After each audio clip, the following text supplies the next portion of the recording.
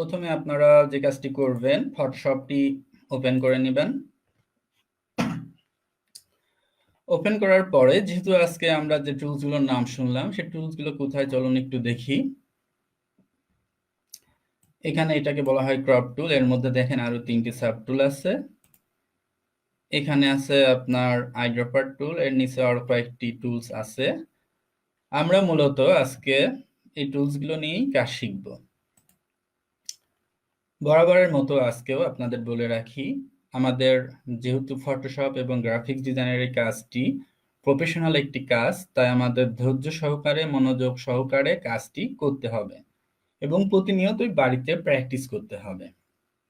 এই জন্য আমি তাড়াহুড়াতে না দেখায় আপনাদের ধীরে সুস্থে দেখাবো, যাতে আপনারা বুঝতে পারেন এবং কাজটি ভালো মতো শিখতে পারেন। তাই প্রিয় শিক্ষার্থীবৃন্দ, আপনারাও মনোযোগ সহকারে ক্লাসটি দেখবেন। তো আমরা ক্রপ টুলের কাজ করার জন্য প্রথমেই এই ফাঁকা জায়গা দেখছেন, অর্থাৎ কোথাও কোনো পেজ নেওয়া নেই, ফাঁকা জায়গায় মাউস থেকে ডবল ক্লিক করলাম। ক্লিক করলে এখানে দেখেন আমার ডেস্কটপ শো করছে। এখান থেকে আমি একটি ছবি নিয়ে নেব। এই ছবিটি নিয়ে নিলাম। এই ছবিটিকে আমরা এখন কাটবো। দেখেন অলরেডি ক্রপ টুলের একটা অপশন চলে আসছে। এই ছবিটিকে কাটার জন্য আমরা যে কোনো সাইজে কাটতে পারি। কিভাবে কাটবো একটু দেখাই। ক্রপ টুলে ক্লিক দিয়ে এখানে যদি মনে করেন এতটুকু অংশ নেন, নিয়ে কাটলেন, ছবিটি কেটে গেল। কিন্তু কথা হচ্ছে আপনি এইভাবে প্রিন্ট করতে পারবেন না। তো ছবি যেহেতু আমাদের প্রিন্ট করা লাগে, সেজন্য আমরা যে কাজটি করব, ছবির একটি নির্দিষ্ট মাপ দিয়ে দেব এবং সেই মাপে আমরা ছবিগুলো কাটবো। তো চলুন আজকে আমরা মাপগুলো জেনে নেব, যে ছবিগুলো আপনারা কোন মাপে কিভাবে কাটবেন। তো আপনাদেরকে মাপগুলো আমি এখনই বলে দিচ্ছি। তার আগে আপনাদের একটি ছবি কেটে আমি দেখাই যে ছবি কিভাবে কাটবেন। এরপরে আমি আপনাদের ছবির মাপগুলো বলবো। প্রথমেই আমি এই ছবিটাকে পাসপোর্ট সাইজে কাটতে চাচ্ছি। পাসপোর্ট সাইজের মাপ হচ্ছে 1.5 ইঞ্চি গুণ 1.9 ইঞ্চি, রেজুলেশন 300। তো চলুন আমরা দেখি। এখানে দেখেন ক্রপ টুলে ক্লিক দেওয়ার সাথে সাথে এখানে একটি ক্রপ টুলের যে মেনু চলে আসছে। এখান থেকে আমরা ক্লিক দেব এতগুলোর মধ্যে থেকে এইটিতে, WH রেজুলেশন। এর অর্থটা কি আমরা একটু জেনে নিই। W অর্থ হোয়াইট, H অর্থ হাইট, আর রেজুলেশন অর্থ ছবির কোয়ালিটি, অর্থাৎ আপনার ছবিটির পিক্সেল কেমন আসবে। পিক্সেল সম্পর্কে অনেকেই জানেন, অনেকে আবার জানেন না। যেমন আপনারা বাজার থেকে মোবাইল ফোন কেনেন, এখন কেউ 15 মেগাপিক্সেল, কেউ 20 মেগাপিক্সেল বলেন, ফ্রন্ট ক্যামেরা কত, ব্যাক ক্যামেরা কত, এগুলো আপনারা দেখেন। তো আমাদের ছবির পিক্সেলটাও ওই রেজুলেশনের উপর নির্ভর করে। তো আমরা এর জন্য রেজুলেশন এখানে প্রফেশনাল যারা কাজ করেন ফটোশপে, তাদের এই ছবির কাজ করতে হলে রেজুলেশন 300 দিতে হয়, এবং আপনারা যেহেতু শিখছেন আপনাদেরকেও এটি 300 দিতে হবে। তো আমরা এটিতে ক্লিক দিলাম। দেওয়ার পরে এখানে আমি ছবির মাপটি লিখব 1 পয়েন্ট, দুঃখিত কিবোর্ডটি বাংলাতে আছে, ইংলিশে একটু কনভার্ট করে নিয়ে আমি লেখা শুরু করি। তো এখানে আমরা মাপটি লিখি, আপনারা দেখেন। পাসপোর্ট সাইজের জন্য আমরা এখানে লিখব 1.5, আর হাইট লিখব এখানে আমরা 1.9, যেটি আমাদের 2019 সালে এই মাপগুলো ছিল 1.6 বাই 1.2, কিন্তু বর্তমানে 2020 সাল থেকে মাপটি পরিবর্তিত হয়ে 1.5 গুণ 1.9 ইঞ্চিতে আনা হয়েছে। এখানে দেখেন উঠছে সেন্টিমিটার। তো আমরা ছবিটাকে ইঞ্চিতে করার জন্য এখানে যাব, যে এখান থেকে পিক্সেল বা ইঞ্চি করে দেব, দিয়ে এখানে 1.5 ইঞ্চি করব এবং এখানে 1.9 ইঞ্চি করব। দেখেন আপনারা দেখতেই পাচ্ছেন অটোমেটিক স্কেলটি, যেখানে স্কেলটি কিন্তু পাসপোর্ট সাইজের আকৃতি ধারণ করছে। এখানে আমরা রেজুলেশন দেব 300। দেওয়ার পরে ছবিটার যে অংশটি আমরা নিতে চাই সেই অংশটি এই ফ্রেমের মধ্যে মাউসের লেফট বাটনের সাথে টেনে এনে বসায় দেব, তাহলে ছবিটি কেটে যাবে আপনার। তো আমি ছবিটাকে পুনরায় নিয়ে আসি। নিয়ে এসে আপনার দেখেন স্কেল সেট করা হয়ে গেছে। এবার আপনি যেখান থেকে টান দেন এই স্কেল বরাবরই সিলেকশন হতে থাকবে। আমরা স্কেল ধরে নিয়ে ছবিটি যাতে সুন্দরভাবে কাটা যায় সেভাবে আমরা কেটে নেব। আমরা যদি একটু বেশি নিতে চাই বেশি নেব, কম নিতে চাইলে একটু কম নেব, কারণ ফটোশপের ক্রপ টুলের ব্যবহার প্রচুর, এই জন্য ফটোশপে এই ক্রপ টুলের কাজটি খুব ভালো মতো শিখতে হবে। তো প্রিয় শিক্ষার্থীরা, আপনারা বুঝতে পাচ্ছেন যে কিভাবে এটি কাটতে হয়। তো আমার একটু দেখাই, বলতে পারেন যে স্যার ছবিটা তো ঘাটতি ব্যাকা বা ছবিটিও ব্যাকা হতে পারে, সেই ক্ষেত্রে আমরা কিভাবে সোজা করব? হ্যাঁ, আপনি প্রথমেই এটাকে সোজা করে নিতে পারেন। এই জন্য আপনাকে এই স্কেলটিকে যদি একটু ঘুরাই দেন, দেখেন এর মধ্যে শো করছে যে কোন দিক ঘোরালে আপনার এটা সোজা হবে। আমি একটু ঘুরাই দিলাম বামের দিকে। আচ্ছা, ঘোরাবেন কিভাবে সেটা শিখাই দিই। মাউসের লেফট বাটন চাপ ধরে দেখেন এখানে একটা ব্যাকা আকৃতির এখানে দুই কোণা তীর আসছে, এটা দিয়ে সরানো যায়, এইটা দিয়ে আপনার রোটেশন করা যায়। এটা দিয়ে আমরা ছবিটাকে মাউসের লেফট বাটন চাপ দিয়ে ধরে বামে ডানে যদি একটু আপ ডাউন করে, অর্থাৎ ছবিটি ঘুরবে। তো এই লেভেলে দিলে মনে হচ্ছে যেন না ছবিটি সমান আছে। তো আমি ছবিটিকে এই লেভেলে রেখে প্রয়োজন আমি অ্যারো কি সাহায্যে একটু নড়াই নিতে পারি। আচ্ছা, অ্যারো কি কোনটা? কিবোর্ডে দেখবেন 4টি কি আছে কিবোর্ডের ডান পাশে, এইগুলোকে অ্যারো কি বলা হয়, যেটার সাহায্যে আপনি উপর নিচে বামে ডানে যেতে পারেন। তো এটি প্রেস করে আমি এখন কিবোর্ড থেকে ইন্টার প্রেস করলাম, দেখেন ছবিটি কেটে গেল। ছবিটি ছিল অনেক ভালো রেজুলেশনে, কিন্তু আমরা কেটে যেহেতু আপনার পাসপোর্ট সাইজ করলাম সেই কারণে ছবিটি ছোট হয়ে গেল। তো এক্ষেত্রে ভয়ের কোনো কারণ নেই, কন্ট্রোল প্লাস চেপে ছবিটিকে আপনি জুম করে নিতে পারেন। জুম করার পরে আপনার যদি মনে হয় ছবিটির ব্যাকগ্রাউন্ড চেঞ্জ করবেন, সেক্ষেত্রে আপনি যেটি করতে পারেন, গত ক্লাসে আপনাদের শিখাইছিলাম কুইক সিলেকশন টুলের কাজ। এখান থেকে আপনি কুইক সিলেকশন টুলের সাহায্যে খুব সহজেই 4-5 সিলেকশন করে এখানে আপনি যে কোনো কালারের ব্যাকগ্রাউন্ড সেট করে দিতে পারেন। আমি কন্ট্রোল অল্টার দিয়ে ব্যাকগ্রাউন্ডটি চেঞ্জ করে দিচ্ছি। তো এখানে দেখতে পাচ্ছেন একটু বেঁধে গেছে, একটু আবার ক্লিক দিলাম, একটু ঠিক হয়ে যাচ্ছে। কালারটি একটু আমি ডিপ করি, আবার অল্টার ব্যাক স্পেস দিয়ে কালারটি ফেলে দিলাম, কন্ট্রোল ডি, সিলেকশন আউট। তো আপনারা মোটামুটি বুঝতে পাচ্ছেন যে একটি ছবি কেটে নিয়ে কিভাবে পাসপোর্ট সাইজের তৈরি করতে হয়। এই ছবিটাকে এখন আমরা সেভ করব। সেভ করার জন্য আমরা যে কাজটি করব সেটা এখন দেখাবো। সেভ করা তার আগে একটু দেখায় নিই যে এখানে আরেকটি টুলস আছে, এটি পরে দেখানোর কথা, কিন্তু এখনই একটু দেখার আংশিক কাজ। এটাকে বলা হয় ব্লাড টুল। ব্লাড টুল দিয়ে আমরা ছবির এই কর্নারগুলোকে একটু ঘষে দেব, যাতে করে এটা স্মুথলি মিশে যায়। তা না হলে পরে ছবিটি যে কাটা সেটা বোঝা যাচ্ছে। ফটোশপে কাজ করতে হবে এমন ভাবে যে ছবিগুলো কাটা নাকি এডিটিং করা, যাতে সেটা বোঝা না যায়। তো এটাকে এখন আমি সেভ দেব। সেভ করাটা আপনারা একটু ভালো মতো লক্ষ্য করবেন। প্রথমে ফাইলে যাচ্ছি, ফাইল থেকে সেভ অ্যাজ, কিবোর্ড থেকে shift plus control plus S press করে এটা দিতে পারেন।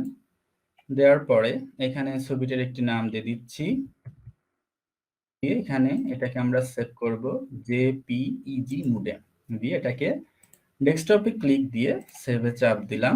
এখানে ছবির কোয়ালিটি চাচ্ছে যে আমি কোন কোয়ালিটিতে সেভ করতে চাই, দিয়ে এখানে আমি ওকে করে দিলাম। ছবিটি সেভ হয়ে গেল।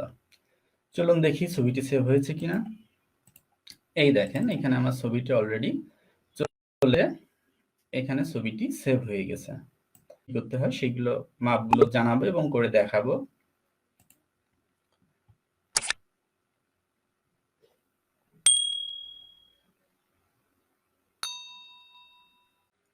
এখানে আমরা শিখলাম পাসপোর্ট সাইজের তৈরি করার কাজ। এখন আমরা আবার ছবিটাকে পুরো স্ট্যাম্প সাইজে পরিণত করব। তো স্ট্যাম্প সাইজ করার জন্য যে কাজটি করতে হবে সেটি হচ্ছে পুনরায় একই কাজ। আমরা ক্রপে যাচ্ছি, ক্রপ টুল থেকে এখানে আপনার আমরা মাপটি দিয়ে দেব 0.8, অর্থাৎ 0.8, আর এখানে দিয়ে দেব 1 ইঞ্চি। দেখেন এখানে মাপটা কিন্তু একই। এটাকে এখন আমি এন্টার চাপ দিচ্ছি। দুইটা দিয়ে কেটে নিলাম। পার্থক্যটা কি হলো? ছবিটি কেটে একটু ছোট হয়ে গেল, আকৃতি কিন্তু একই থাকলো। তো এইভাবে আমরা পাসপোর্ট সাইজের এবং স্ট্যাম্প সাইজের ছবি তৈরি করতে পারি। এই ছবিগুলোকে কিভাবে সাজাতে হয় সেটি আপনাদের দেখাবো পরবর্তী ক্লাসে। ততদিন আমাদের সাথে প্রতিদিন আপনারা কন্টিনিউ থাকবেন, যাতে করে আপনারা প্রতিটি কাজই ভালো মতো শিখতে পারেন। যেহেতু আজকে অনেকগুলো টুলস নিয়ে আমার আলোচনা করার কথা, এই জন্য প্রতিটা টুলসের উপরে আলোচনা করব। যেহেতু সময় খুব বেশি নেই, এই জন্য আমি সেগুলো এখন আপনাদের দেখাই দেব। তো আমি আপনাদের সুবিধার্থে মাপগুলো একটু বলে রাখি, এবং আপনাদের এটার উপরে আরেকটু পূর্ণাঙ্গ ক্লাস নেব আর একদিন। আপনাদের স্ট্যাম্প সাইজের মাপ 0.8 ইঞ্চি গুণ 1 ইঞ্চি, রেজুলেশন 300। পাসপোর্ট সাইজ 1.5 ইঞ্চি গুণ 1.9 ইঞ্চি, রেজুলেশন 300। 3R সাইজের জন্য আপনাকে ব্যবহার করতে হবে 3.5 ইঞ্চি গুণ 5 ইঞ্চি। 4R সাইজের মাপ 4 ইঞ্চি গুণ 6 ইঞ্চি, রেজুলেশন 300। অন্যান্য সাইজের মাপ এখন বলছি না, প্রয়োজনে আপনারা ওটা অনলাইনে সার্চ দিয়ে দেখে নেবেন যে আপনি যে সাইজের ছবি করতে চান সেটির মাপ লিখে আপনি যদি গুগলে সার্চ দেন মাপটি চলে আসবে। তো আমি সময় নষ্ট না করে আরো কিছু কাজ দেখাই আপনাদেরকে। তো এখানে দেখেন আমরা ক্রপ টুলের কাজ শিখলাম। এখন আমরা ক্রপ টুলের মধ্যে আরো কিছু টুলস আছে যে কাজগুলো আমরা শিখে নেব। এই জন্য আমি আবার ছবিটাকে পূর্বের অবস্থায় ফেরত নিয়ে যাচ্ছি। এখান থেকে আমরা শিখব আপনার পার্সপেক্টিভ ক্রপ টুলের কাজ। এই টুলটি কিভাবে কাজ করে? সাপোজ এখানে ক্লিক দিলাম, দেখেন একটু ভালো করে, একটা গ্রাফ চার্ট মতো আসলো, ইন্টার দিলাম, ছবিটি কেটে গেল। তো বলতে পারেন স্যার এটা তো আগে টুলস দিয়েও কাটা যেত, এইটা কেন দিচ্ছেন আপনি? এটার কাজ আছে, একটু দেখাই। আবারও কাটছি ছবিটাকে। এবার দেখেন এই কর্নারে মাউসের লেফট বাটন চাপ দিয়ে যদি ধরি, এরকম টান দিই, এটা বিভিন্ন অ্যাঙ্গেলে যাচ্ছে, দেখতে পাচ্ছেন? আবার এই দিকতে যদি টানি, এটা একটি অ্যাঙ্গেল তৈরি হবে, অর্থাৎ আপনি এটিকে বিভিন্ন অ্যাঙ্গেলে নিয়ে যেতে পারেন। আমি এটিকে 60-এর পর নিয়ে আসলাম, দেখেন এই যে অ্যাঙ্গেলটি নিয়ে আসলাম, এই অ্যাঙ্গেলটা কি কাজ করে একটু দেখেন। আমি ইন্টারে চাপ দিই, ইন্টারে চাপ দিচ্ছি, এখানে ঠিক করে ধরছে না, একটু বর্ধিত করে নিই এটাকে। এবার এন্টার চাপ দিলাম, এটা কেটে গেল। এটা আপনার রেডি হচ্ছে। তার আগে বলে নিই, অ্যাডোবি ফটোশপ এবং অ্যাডোবি ইলাস্ট্রেটর কাজ করতে গেলে অবশ্যই আপনাদের পিসি কনফিগারেশন বা ল্যাপটপ কনফিগারেশন হাই হওয়া লাগবে, তা নাহলে কিন্তু আপনাদের কাজ করতে গেলে সিস্টেমটি স্লো করবে। তবে আপনাদের i5 কনফিগারেশনের ল্যাপটপ বা ডেস্কটপ হলে বেটার হয়। এবং র্যামের দিক থেকে যদি বলেন, র্যাম 8 GB হলে ভালো হয়, কিন্তু সেই ক্ষেত্রে 4 হলেও চলবে। এবং আপনাদের এসএসডি হার্ড ডিস্ক যদি থাকে কম্পিউটারের সাথে, সেক্ষেত্রে আরো ভালো হয়, সেক্ষেত্রে আপনার কম্পিউটারের গতি বাড়বে। দেখেন কি হলো ব্যাপারটা, ওখানে কাটলাম, এই অংশটি কেটে বলে গেল, অর্থাৎ এটার কাজই কেটে কুটে বলানো, অর্থাৎ এটা আমাদের খুব একটা দরকারি টুলস নয়। এরপর আমরা চলে যাব আমাদের আরো কিছু টুলসে, যেমন এখানে আছে আমাদের স্লাইস টুলস। স্লাইস টুলসটা কি কাজে লাগে চলেন একটু দেখে আসি। সাপোজ আপনি এই ছবিটাকে বড় প্রিন্টিং মিডিয়ায় প্রিন্ট করতে চাচ্ছেন। আমি আরেকটি ছবি নিয়ে আপনাদের স্লাইস টুলটির কাজটা একটু ভালো মতো দেখাই। এইখানে মনে করেন একটি মডেল সাপোজ আমরা ধরে নিলাম, এই ছবিটাকে বড় করে রাস্তার ধারে বড় একটা ব্যানারে আপনি প্রিন্ট করে দিতে চাচ্ছেন। কিন্তু আপনারা যারা ডিজিটাল প্রিন্টিং পেজে গেছেন তারা জানেন যে একবারে অত বড় পেপার প্রিন্ট করা যায় না, ছবিটাকে 2-3টি খণ্ড করা লাগে। তো খণ্ডটি কিভাবে করবেন, সেজন্য এখানে আমাদের স্লাইস টুল এবং স্লাইস টুল এগুলো ব্যবহার করা হয়। এখান থেকে আমি ছবিটাকে আপনার এভাবে কেটে নিই, স্লাইস করে নিই। এখানে এই পাশটাও কেটে নিলাম, কেটে নিয়ে আপনার স্লাইস করে নিলাম। অর্থাৎ আমরা যদি এটাকে 2টি পার্ট বা 4টি পার্ট করে নিই, আরো বেশি পার্ট করে নিতে পারি, আমরা করে নিয়ে এটাকে আমরা প্রিন্ট করে দিতে পারি। এটাই মূলত স্লাইসের কাজ। তো আপনারা যারা গ্রাফিক্স ডিজাইনার, যদি আপনারা ফ্রেশ প্রিন্টিং মিডিয়াতে কাজ করেন সেই ক্ষেত্রে এটি লাগবে, তা নাহলে এটি খুব একটি আপনাদের জন্য দরকার নেই। এরপরে আছে আপনার হচ্ছে স্লাইস সিলেক্ট টুল। এটির কাজ হচ্ছে আপনার যে স্লাইডগুলো করলেন এটাকে জাস্ট একটু সরানো নড়ানো, আর কিছুই না। তো প্রিয় শিক্ষার্থী বন্ধুরা, আপনারা বুঝতে পারছেন যে ক্রপ টুলের এই 4টি টুলস কিভাবে কাজ করে। তো আমরা এটি শিখলাম। আবার ছবিটাকে পূর্বের অবস্থায় ফেরে, তো এখানে আমাদের একজন প্রশ্ন করছিল যে ক্রপ টুল, এই যে ক্রপ টুলে ক্লিক করে এখানে আপনি ওয়াইড হাইট রেজলিউশন সেট করে দিয়ে এন্টারে চাপ দিলে ছবিটি কেটে যাবে। এই দেখেন এইভাবে কেটে যাবে। তো এই হচ্ছে ক্রপ টুল। তো আমি চলে যাচ্ছি পরবর্তী টুলসে। এখানে আছে আইড্রপার টুল। আইড্রপার টুলের কাজ কি? সাপোজ আপনি একটি জায়গায় একটি নির্দিষ্ট কালার করতে চাচ্ছেন, যেমন এই মুখের কালারটি কি আপনি বলতে পারবেন, বলতে পারবেন না। ফেসে দেখেন একটি ক্লিক করলাম, সাথে সাথে এখানে আমার কালার পিকারের মধ্যে এটি চলে আসছে। চুলের কালার ধরলাম, আসলো। দাঁতের কালার যদি ধরি চলে আসলো। আবার যদি কালারিং ফুল ড্রেস থাকতো, ড্রেসের কালার ধরলো এখানে চলে আসতো। এই যে ইটের কালার ধরি দেখেন চলে আসছে। অর্থাৎ আপনি যে কালারটি নিতে চাচ্ছেন, অর্থাৎ পাশে যদি কোনো ছবি রেখে ওই কালারটি আপনি নিতে চান, সেই ক্ষেত্রে এই টুলসটা কাজে লাগে। যেমন আপনাদের দেখাই, এখানে একটি বক্স নিলাম, এই বক্সের মধ্যে আমি ফেস কালারটি ফেলতে চাচ্ছি। সেক্ষেত্রে ফেসে ক্লিক দিয়ে যে ফেস কালারটি নিলাম এবং এই বক্সের মধ্যে অল্টার ব্যাক স্পেস দিয়ে কালারটি ফেলে দিলাম, পড়ে গেল কালারটি। এভাবে আপনি যে কোনো কালার চুজ করে আইড্রপার টুলসের সাহায্যে চুজ করে নিতে পারেন। তো আপনাদের আজকের ক্লাসে আমি আইড্রপার টুলসের পরবর্তী টুলসটি 3D ম্যাটেরিয়াল আইড্রপার টুলস, এই অপশনটি অফ রাখছি, কারণ এটির উপরে কাজ দেখাতে গেলে অনেক সময়ের ব্যাপার এবং আপনাদের যদি কম্পিউটার কনফিগারেশন ছিল হয় সেক্ষেত্রে কাজটি করতে পারবেন না, এবং এটি খুব একটি জরুরিও না আমাদের মার্কেট প্লেসে, এই জন্য এটি এই মুহূর্তে দরকার নেই। তারপরে আছে আপনাদের কালার সিম্পলার টুল। এটির কাজ কি চলেন একটু দেখে আসি। এটির কাজ হচ্ছে আপনার এই ছবিটাতে কয়টি কালার ব্যবহার করা হচ্ছে, এই ছবিটাতে যতগুলো কালার ব্যবহার করা আছে সেইগুলোর কোডিং আপনি এখান থেকে দেখতে পারেন, বা ছবি সম্পর্কে কালার সম্পর্কে ইনফরমেশন পেতে পারেন। সাপোজ যদি আমি এখানে ক্লিক দিই, দেখেন এই যে এখানে একটা প্রথম থেকে দেখা, এটা আপনাদের সুবিধার্থে এখানে দেখেন একটা ক্লিক দিলাম, এই যে কালারগুলোর শো করছে যে কত পার্সেন্ট আর কালার আর জিবি কত পার্সেন্ট কোন কালারটি নেওয়া হয়েছে। এভাবে আপনি 10 জায়গায় ক্লিক দিয়ে 10 রকম কালারের বর্ণনা নিয়ে নিতে পারেন। এটি হচ্ছে মূলত আমাদের এই টুলসের কাজ। এছাড়া আর কোনো তেমন কোনো কাজ নেই। আমরা ক্লাসের প্রায় শেষের দিকে চলে আসছি, আর অল্প একটু সময় আছে, আমরা এইটুকু সময়ের মধ্যে দেখে নেব আর বাকি টুলসগুলোর কাজ। এখানে তারপরে আমাদের যে টুলসটি আছে সেটি হচ্ছে রুলার টুল। এটি কি কাজ করে? এটির কাজ মূলত মাপামাপি।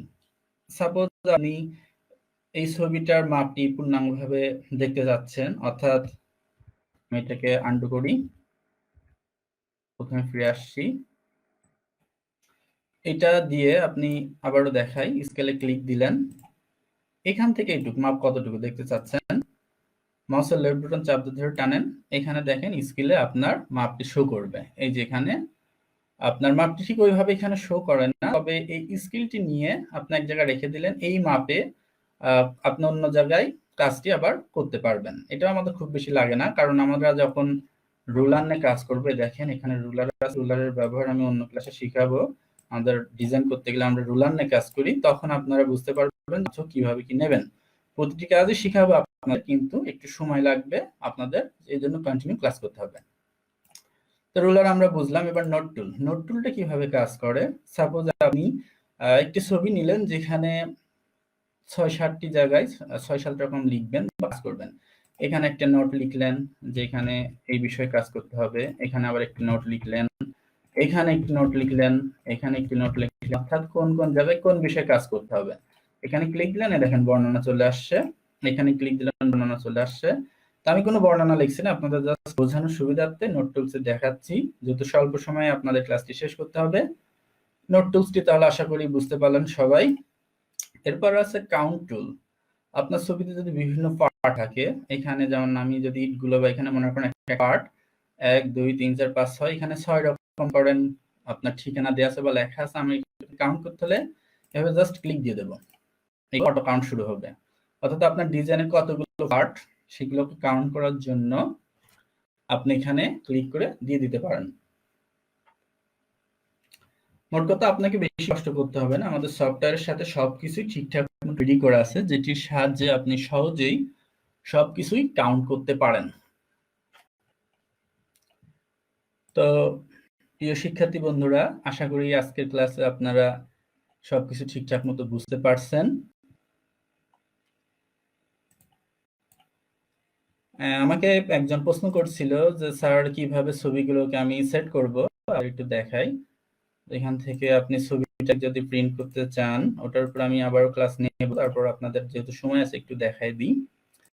আমি পাসপোর্ট সাইজে যে ছবিটাকে তৈরি করছিলাম, এই যে ছবিটা, এই ছবিটাকে সাপোজ আপনি প্রিন্ট করতে চাচ্ছেন, এই জন্য এটিকে নিউতে যাবেন, যে নতুন একটি পেজ নেবেন, এখানে সিলেকশন করবেন ফটো পেপার, সাইজ থেকে যে আপনি পোর্ট্রেট, ল্যান্ডস্কেপ মানে চওড়া, পোর্ট্রেট মানে লম্বা, পোর্ট্রেট 4:6 অর্থাৎ 4x6 ইঞ্চি, রেজুলেশন 300 দিয়ে সিলেকশন করে ওকে করবেন। করার পর এখানে একটি পেজ আসবে, এই যে পেজটি দেখছেন চলে আসছে। আসার পরে এই ছবিটাকে মুভ টুল দিয়ে, যে মুভ টুল দিয়ে মাউসের লেফট চাপ দিয়ে ধরে টেনে নিয়ে এরপরে ছেড়ে দেব। ছাড়ার পরে এই পেজটাকে ফুল স্ক্রিন করে নেব। এখানে ফুল স্ক্রিন করতে যেয়ে অনেকে পারবেন না, এই ভালো করে খেয়াল করেন। এরপর মাউসের লেফট বাটন চাপ দিয়ে ধরে টেনে এখানে একটু জাস্ট টাচ করে দেবেন, ফুল স্ক্রিন হয়ে গেল। এখন আমি ছবিটাকে সাজাবো, খুব সহজ কাজ।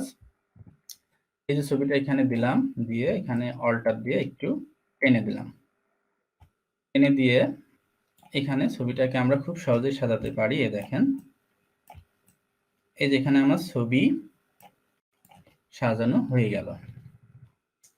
এখানে মোট আমি 6টি ছবি সাজিয়ে ফেলছি। তো চাইলে এখানে আপনার আরো বেশি ছবি সাজানো যায়। তো কিভাবে সাজাবেন চলেন একটু দেখে আসি। এই ছবিটাকে যদি আমি ঘুরাই নিই, তাহলে সেক্ষেত্রে বেশি ছবি সাজানো যায়। Ctrl+3, এটাকে রোটেশন করে নিচ্ছি শিফট দিয়ে, দিয়ে এখানে ছেড়ে দিলাম, এন্টার। এটাকে এখন অল্টার ধরে টেনে কপি করব। এই দেখেন, কপি করার পরে এই দুটো ছবিকে মোটামুটি আপনার প্রিন্টের পর যাতে পেজের জায়গা থাকে সেজন্য একটু ফাঁকা জায়গা রাখবেন, রেখে দুটোকে সিলেকশন করলাম, ওটা টেনে ধরে ছবিটাকে সাজিয়ে দিলাম। এভাবে আপনার ছবিকে সাজায় নিয়ে প্রিন্ট দিয়ে দিতে পারেন। ক্লাসটি আপনাদের আবারও দেখাবো আমি অন্য আরেকটি ক্লাসে, ব্যাকগ্রাউন্ড করার যেদিন ক্লাস থাকবে ওই দিনকে। এখানে যে নিচে যে জায়গা থাকছে, এখানে চাইলে আপনি স্ট্যাম্প সাইজের ছবিগুলোও সেট করে দিতে পারেন। এটাকে সেট করার পরে সেভ দিতে হবে ফাইলে, যে একইভাবে সেভ অ্যাজ, এটার একটি নাম দিয়ে দিলাম, সেভ করবেন জেপিজি মোডে, ডেস্কটপে দিয়ে সেভ দিয়ে দেবেন।